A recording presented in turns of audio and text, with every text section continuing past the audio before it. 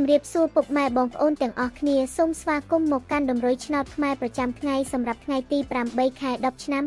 2025សម្រាប់ថ្ងៃថ្មីនេះសូមឲ្យហេងទាំងអស់គ្នាសម្រាប់ថ្ងៃនេះដែរអេដមីនក៏មានតម្រុយពិសេសនិងល្អ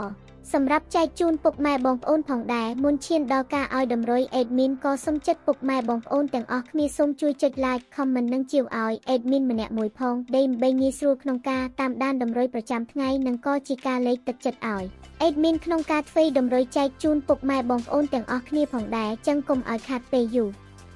យើងចូលមកកាន់តម្រុយឆ្នោតខ្មែរយើងនៅថ្ងៃនេះសម្រាប់លេខតូចអេដមីនមានលេខ64លេខ02លេខ71និងលេខ82សម្រាប់ប៉ុស ABCD ចូលមកកាន់លេខអូសយើងវិញអេដមីនមាន2គ្រាប់ផងដែរមានដូចជាលេខ60អូសនិងលេខ70អូសផងដែររីឯលេខធំយើងវិញមានលេខ083គុណលេខ928គុណនិងលេខ